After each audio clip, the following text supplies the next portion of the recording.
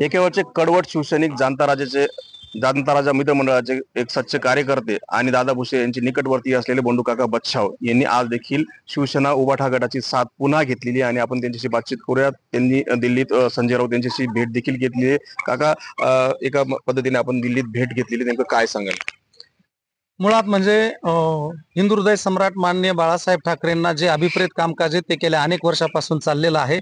मी शिवसेनेमध्येच होतो। मी शिवसेना सोडून मला मागच्या आता लोकसभा असेल, या लोकसभेमध्ये काँग्रेसकडनं खासदारकीच्या उमेदवारीसाठी सगळ्या गोष्टींसाठी ऑफर होत्या, पण मी शिवसेना सोडून कुठल्याही पक्षात गेलो नाही आणि कुठल्याही पक्षात सक्रिय झालो नाही। बाळासाहेबांना अभिप्रेत असलेलं कामकाज करत राहिलो, त्या कामकाजाचा प्रभाव सगळ्या जनतेच्या जनामनामध्ये आहे।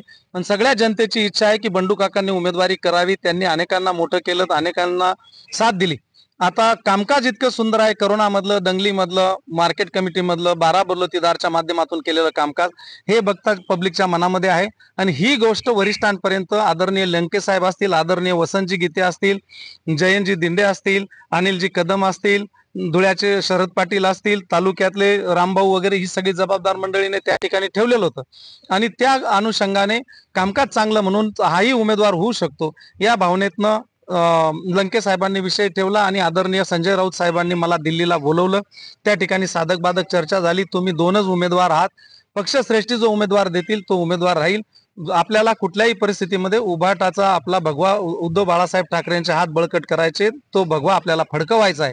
म्हणून वेगवेगळे कुठलेही न काही विषय घेता, वेगवेगळ्या ना उमेदवाऱ्या करता एकत्रितपणाने निवडणुकीला सामोरं जा आणि अद्वै हिरे साहेबांची जामीन झाल्यानंतर आपण सगळे साधक बाधक चर्चा करून उमेदवारी ठरवू, अशा प्रकारचं संजयजी राऊत साहेबांनी सांगितलं आणि त्या पद्धतीने आम्ही त्या ठिकाणी चर्चा झाल्यानंतर आम्ही त्याच पक्षामध्ये आहोत आणि तेच कामकाज चालू आहे। आज स्थानिक सगळ्या कार्यकर्त्यांची भेट घेऊन माझ्यासोबत तालुका प्रमुख रामभाऊ मिस्त्री होते।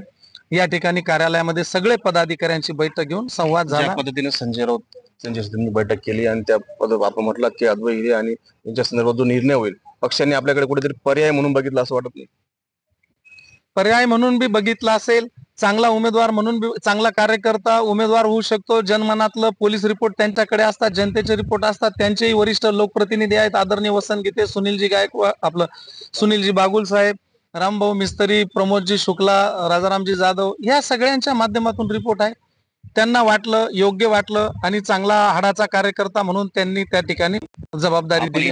म्हणूनच त्यांच्याशी भेट घेतली। जर समजा तिकीट नाही मिळालं तर मग काय भूमिका? इच्छुक म्हणून भूमिका ठेवलेली आहे।